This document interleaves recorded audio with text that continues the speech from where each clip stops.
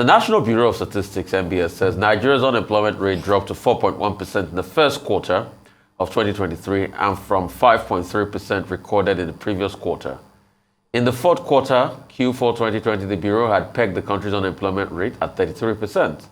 The NBS, in a statement issued yesterday, said the latest unemployment report adopted a new methodology and presented an in-depth analysis of the labor market. It was contained in a report titled Nigeria Labor Force Statistics Report Q4 2022 and Q1 2023, which was released on Thursday by NBS.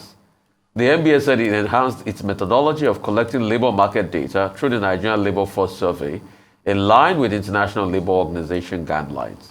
Joining us on the morning show to discuss the new statistics is Professor Okey-Okechukwu, Executive Director, Development Specs Academy and a Senior Fellow, Nnamdi Azikiwe University, Awka. He is joined by Peter Esele, former President, Trade Union Congress, and former President, Petroleum and Natural Gas Staff Association of Nigeria. Ferguson, great to have you both. I'll come to you first, Prof. Prof, what do you make of this new statistics?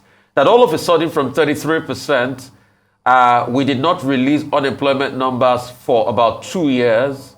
Then all of a sudden we jumped to 4.1%. Now we're competing with nations like Germany. In fact, we are the third lowest unemployment number in the world. All of a sudden, everything is now well with unemployment numbers. Could this be methodology-induced political zinger or stark reality of things happening today? I'll ask you that question, and afterwards I'll come to Mr. Esele. Yeah, I think we should look at it more, and in fact, as a recalibration based on new criteria. And I'll break it down by using a simple example. Until I think about maybe 12 years ago, not quite, well, until less than 10 years ago, many people assume that if you had 6 credits, you had made your O-levels. Then a new conception, a new approach, a new clarification came up, I think, between 2006 and 2007, that if you made all the credits in the world and you don't have English and mathematics, that you have not cleared your O-level because you can't get into the university without English language. Now, what does that tell us about, if you like, indexing and the sort of thing the NBS did? If you use the old figure, which meant that any number of credits you had scaled WAEC, it means that you may find a population of 10 million or 2 million people who think they have made O-level. But by the time you show that, look, you need English and maths, you may find the number drops to 2 million. Now, what the NBS has done is a modification of criteria for measuring the labor market and the labor force. If, for instance, you look at their report, before, the idea was that if you worked for less than 20 hours a week, you're unemployed. So the basic fact is this: is a change of methodology. It is not to be understood to mean that the government has done anything dramatic to increase the number of people who are employed. It's not to say that the facts have become different. It's to say that what you have on the table is a new method that gives you a different, a different configuration. However, the point needs to be made. The fact is on the change of methodology as distinct from a clear government intervention that led to a reduction in jobs. I think that distinction needs to be made and insisted upon, namely, the figures are what they are today from NBS because of a change of methodology. That's all. Okay. Mr. Esele, is this reflective enough of our society? And why now with this methodology?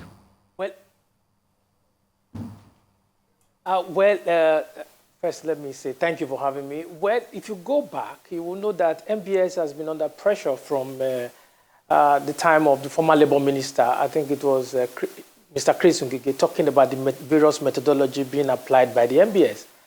And what the NBS have done is to now, pick one of those methodology, which is you have United States actually used what I'll call unemployment rate 3. You have 1, you have 2, you have 3, you have 4, you have 5, and you have 6. So United States uses what I'll say 3, and it still comes under criticism. Researchers across the world feel use 6 will be better, which reflects household income, number of people employed, living wage, the living wage crisis and what you have. So what the NBS have actually done is to now say, okay, I'm picking one. And this methodology, you can't also fault it in terms of the way it is on paper because it's an international standard, it's best practices, and it's acceptable. But does it reflect where we are as a country? And my answer is no. Our unemployment rate is never 4.1. And if you have an employment rate of 4%, what happens is that those looking for work now have the opportunity to determine how much they want to be paid. There was a time in the US, I think, when they were exiting COVID, and they virtually were looking for workers. So workers now were not the one who caused the shot. But what we have in this country right now, it does not in any way reflect 4.1%. But again, give it to the DG of National Bureau of Statistics, because it was very clear. I watched him yesterday on Arise News, and it was very clear that, yes, this is not a reflection that government have created such a quantum jobs for it to drop to 4.1. All right, let's talk about the impact of using this methodology on perhaps policy making, because this is what a number of analysts have identified as a major challenge to having this as a methodology. As you both have mentioned, it's not reflective, even though it is accepted worldwide in terms of the methodology. In the Nigerian context, I'll start with you, Professor Okechukwu. What impact would this have on policy making, and also to be able to assess how well previous policies have done in terms of job creation? The previous administration made provision for it. This new administration is also saying it's a big focus for them. I'd like you both to answer. I'll start with Professor Okechukwu. I'll speak of informed policy making, not just policy making. NBS has brought up a figure based on a certain methodology. If, for instance, I'm the minister, the labor minister, or whatever minister that will need the statistics, my first duty is to find out the methodology used by NBS. Is ILO endorsed? Is used by most countries of the world? Is acceptable? But does that then mean that I just pick it up and make a policy? No. I study the submission from NBS. I look at the methodology. There might be some people in my team who will find issues around that methodology, in which case they will then have to study the overall operating economic and human capital environment and say, yes, with this data from NBS, following this methodology they've adopted, we've also discovered other variables the Honorable Minister should take into account before making a policy. So I've heard objections, it will mislead policymakers. A policymaker is not a cut and paste person. He has responsibility to assess whatever data, whatever survey reports, whatever submissions are made to him, and take responsibility for the policy he comes out with. So the impression that is going to cause confusion rests on the mistaken assumption, in my view, that all government has to do is just look at a policy and implement. Intergovernmental affairs is there, labor ministry is there, even the labor unions are there. So in making a policy, for instance, on employment and the rest of it, if I'm the minister, I'll consult the unions, I'll consult, several other, if you like, actors in the sector. I'll look at international standards, I'll look at my operating environment, and then take a decision. If the submission from any agency of government, whether NBS or whatever, is perfect on delivery, then it will mean that all you do is cut and take and put forward. No. There is the further responsibility of detailed disaggregation, reassessment, KPI, based on what you want to achieve as a minister. Then you make a policy, taking all of that holistically into consideration. You may, in fact, reject the suggestion and the figures and come out with your own policy and give reasons for it. That notwithstanding we have this figure, I have other variables which suggest to me that ABCD is better than XYZ, and on that basis I'm making a policy. So we can't make the umbrella assumption, with this policy, everybody will be misled. No, I don't hold that view. You have your brains, use it, take the submission, assess it, modify it, reject part of it, but come out with a policy for which you can take responsibility and which is holistic. All right, thank you, Professor Okechukwu. Let me come to Mr. Esele, but I'd like to modify add to that question, modify the question slightly. When we go to international partners, funders, remember the Adopt a School initiative, what partners would be looking for would be official statistics, numbers, not just speculations or this is not the true picture. Is this the number we're going to take to partners who want to invest in job creation in Nigeria? Yes, one of the things you also have to look at is first, yes, I agree with you that these statistics that has been provided in terms of policy formulation, it's acceptable, highly acceptable. But when you now ask for others, let's say you are inviting somebody to invest in your country, they are also going to look at it. Now, there is no methodology that is agreed 100% across the world. When the US government releases its unemployment record, you also have now that you have a Democratic president, you also have the Republican Party up in arms that they are not completely in agreement with what was released. So what do we use this information for? How necessary are this information? I also had to look at it. First, what this will mean for policy formulation is that you have to look at the basis whereby 93% of this economy is driven by the informal sector based on what was released. Now, the informal sector that is driving it, how much of those pool is within the tax bracket? That is also another angle you also need to look at. And then when you say somebody needs to work for 1 hour, if you work for 1 hour, then you are employed. But I'll take you back. I'll give you a story. I'll tell a story about myself at a particular point in my life. If the particular job I was doing was not a job that I was proud of, so if you ask me, are you gainfully employed? I'll tell you no. But even though that job was giving me salary, that it was higher than what is paid in the civil service of level 5. So how do you now capture those people? Because somebody in the civil service at level 5 pays tax. But I don't pay tax, and I even earn as much as somebody who is on level 5 in the civil service. So the informal sector is something whoever is going to formulate policy need to look at and say, okay, let's look at the tax bracket. Let's look at how government can generate more revenue and also how we can also hold government accountable to deliver on its promises. So for me, even if you are asking about investors who are coming to invest in the country, investors already have an idea of the setting of the country. You all have, I think earlier in the week, we have issues around JP Morgan telling us that we have $3.7 billion in our foreign reserve. Investors have information that sometimes we don't even have. So investors know what they are getting into. But I think I would rather take these statistics from NBC and look at the area that we think is useful, and then government uses it to formulate its policies, and the areas government think that, oh no, we can't use this, and government let it go. But again, I also say government is work in progress. Economy is also work in progress. We just keep working at it until we are able to release various statistics. But I'm looking forward to the next statistics on inflation. That is what I'm also now looking forward to.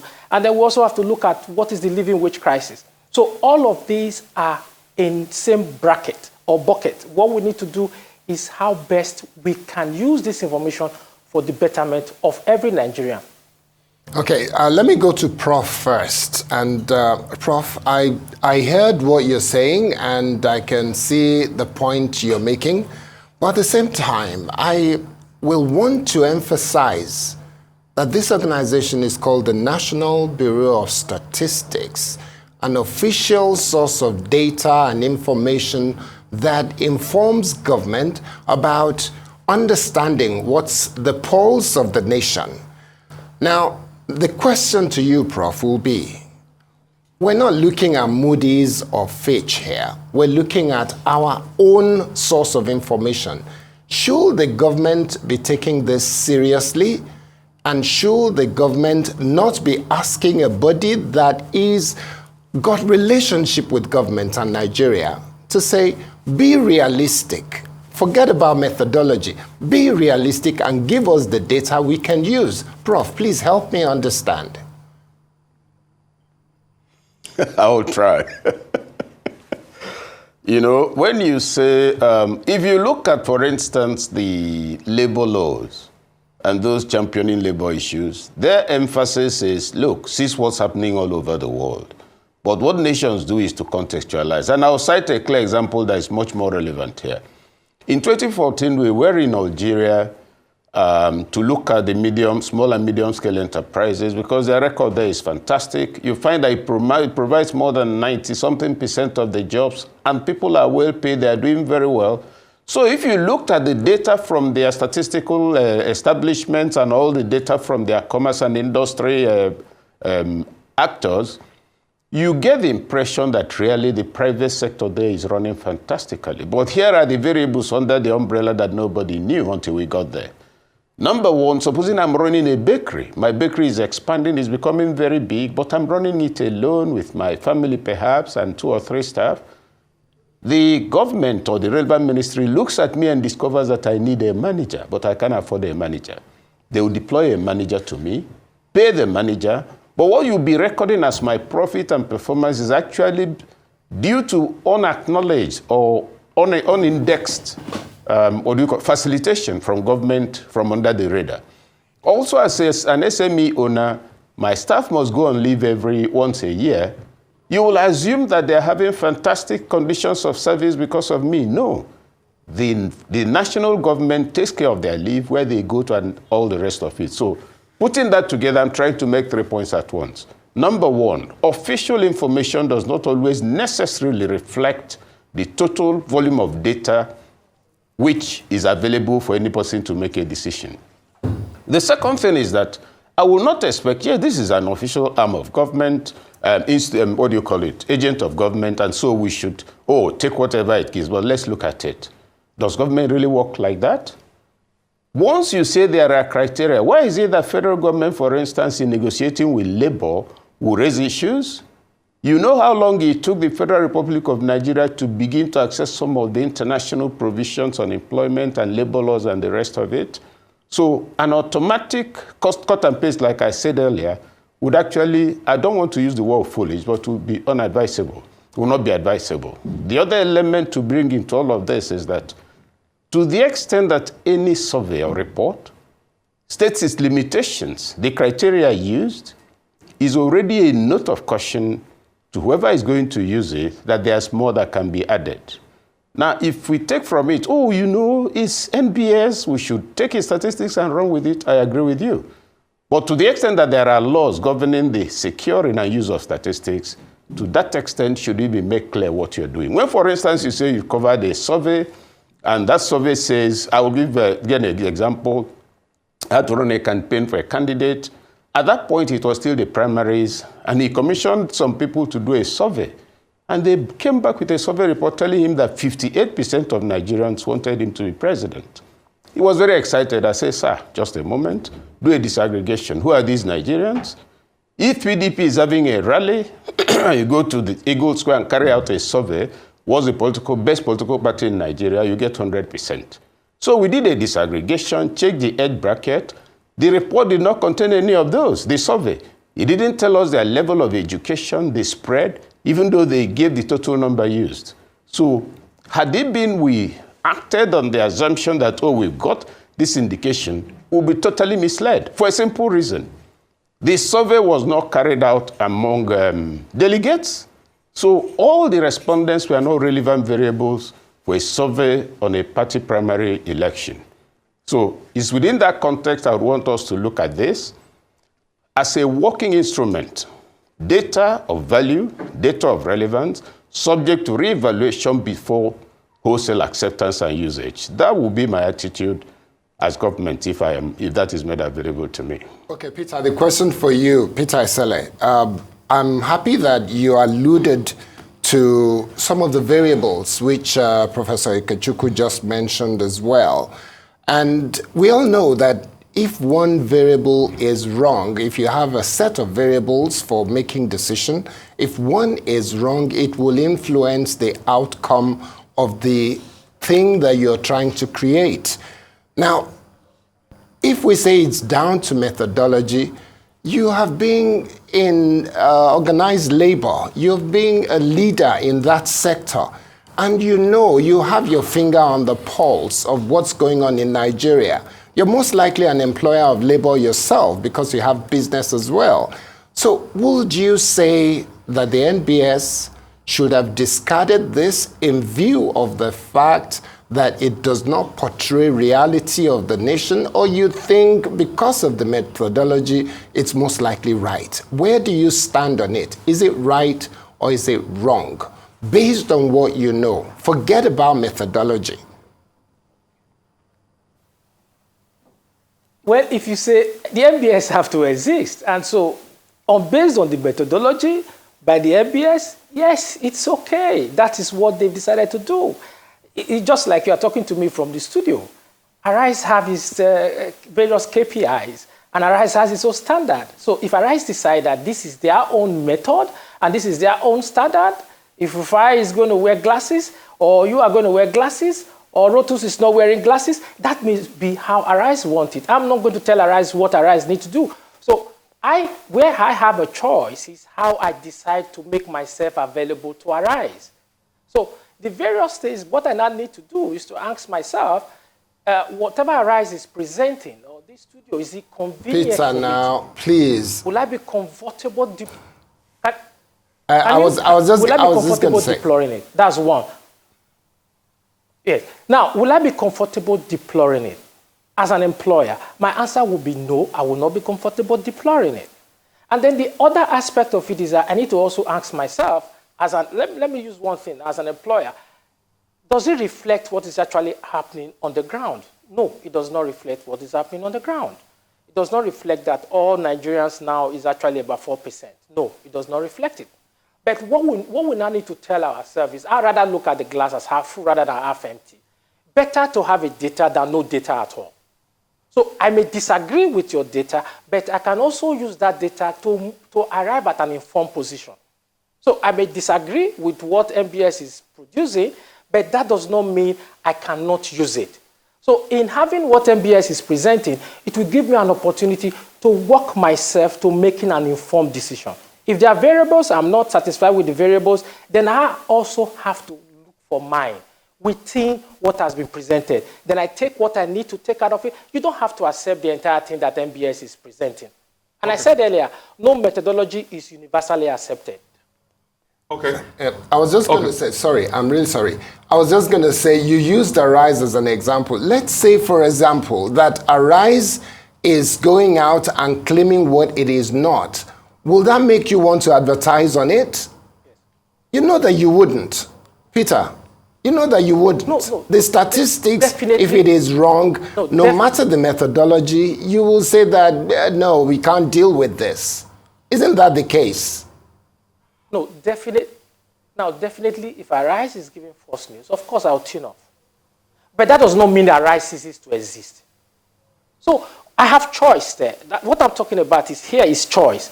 NBS provide a statistics. I'm not okay with the statistics. Even if you listen to the DG of NBS, that is very clear. He said, let me quote what he said yesterday on Arise TV. He said, the fact that the unemployment rate is 4.1 does not mean that the economy have created the jobs to absorb everybody that reduces from about 32% to 4.1. So which invariably is telling you technically, I'm using the word, technically, what I'm presenting to you is a reflection of the methodology, but may not be the reflection of what the country is, how the country is. Mr. Esele, so let me come to you here, and let's put all these conundrums together. Number one, the NBS released a report after the last report it released in 2020, last quarter, and it released from the last quarter of 2022 and first quarter 2023. Where is the report for 2021? That's one question we've not asked ourselves. Is it that unemployment data didn't take place in 2021 and it didn't take place up to the last quarter of 2022? That's a very big question we're still asking.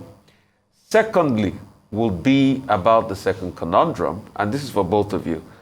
The second conundrum will be, if we say yes, at unemployment data, we're using the 1% threshold and all of that.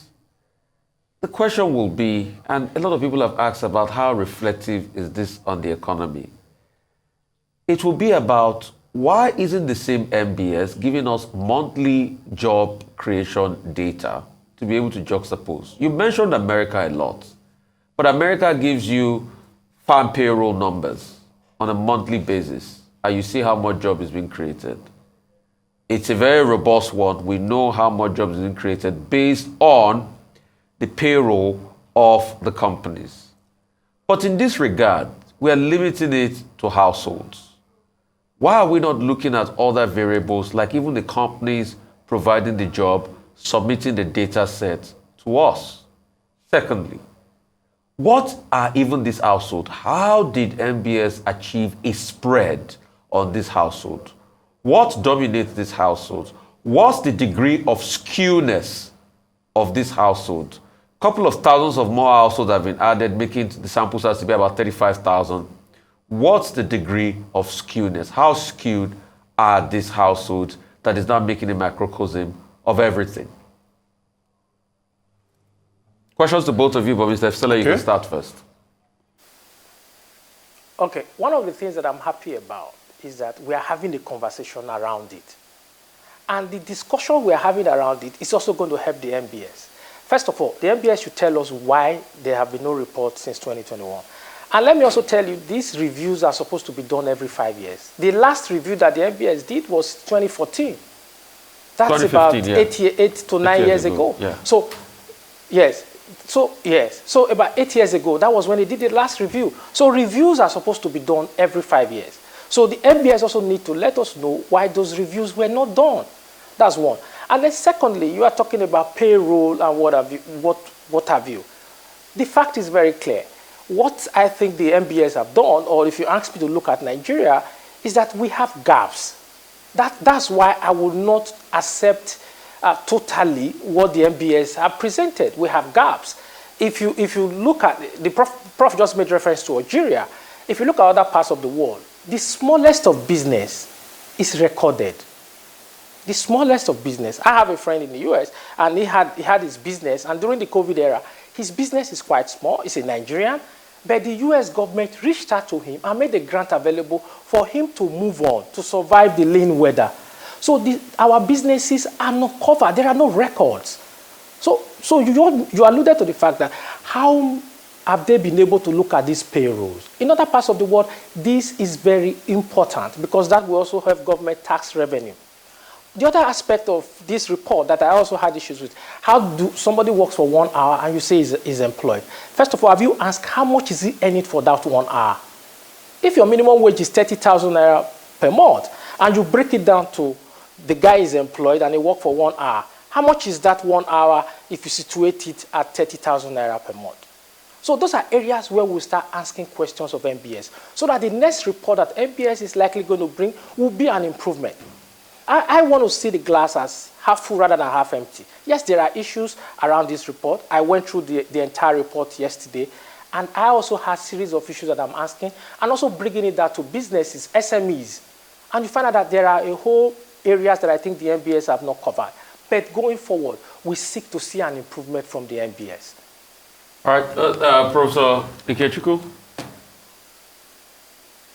Prof?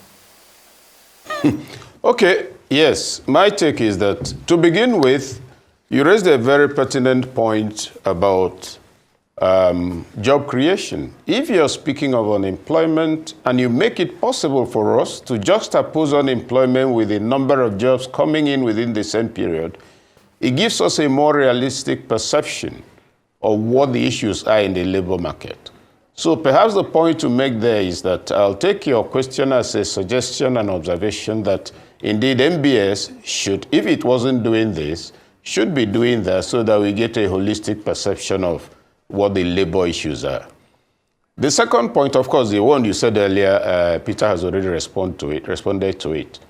But I think we could also take the conversation from the domain of methodologies and conventions and international conventions to economic realism within our operating environment. And in saying that, I take us back to an earlier point I made, which is a policymaker has the duty to assess all variables, including those not put on the table for him, so that his decision will be informed decision, so that his policy will be reasonable and sustainable. What do I mean in that regard? Our environment, if you look at the issues of banditry, that is affecting national productivity. Even if you look at some of the issues in agriculture, it's also affecting productivity, and you may wonder why. I go and build a dam. The dam restricts the volume of water going downstream. Unemployment grows among the fishing communities and some farmers downstream, and is not taken into account. So when all of these are considered, it's likely to infer that a 4% submission is open to question and open to argument. A suggestion moving forward would be, yes, we understand they use the total survey population of 35,000 plus. If you use 35,000 plus per state, I think that would be more realistic. So NBS going forward may want to consider that number per state. But that means that it will have to employ more people. That means it has to be better funded. So the issue to raise here, further still on this matter and looking for better results from NBS, to what extent is it really funded to carry out a comprehensive, detailed national survey? Because the plus in the current submission they made is that instead of quarterly, it will now be monthly and continuous. That means a lot more work. That means a lot of survey canvassers moving around. That means more funding. So whereas we can say realistically that, look, 35,000 for a population of 2 million, what do we know about the spread, etc.? Valid issue to raise. The other issue to raise is, to what extent is NBS funded such that it can spread across the 36 states and Abuja on a monthly basis and send incredible results? Suggestion in that regard, going forward, it would be advisable for the 35,000 survey population to be per state. Now, that will give us a prospect of a more realistic perception. All right. Thank you. Lastly, on this point, okay, is to repeat. Sorry. We're almost out. You can wrap up your point. Okay. Well, the point stands wrapped up in that NBS has given us some index of unemployment, and it's for us to assess it, for policymakers to know that there are other variables they should take into account before taking decisions, and for us to note that this agency probably needs to be better funded if it's going to increase its sample population, now that it said it's going to be doing monthly surveys, not quarterly. Thank you very much. Thank you, Professor Okey-Okechukwu and Mr. Peter Esele, for joining us this morning to dissect the recently released unemployment figures by the NBS.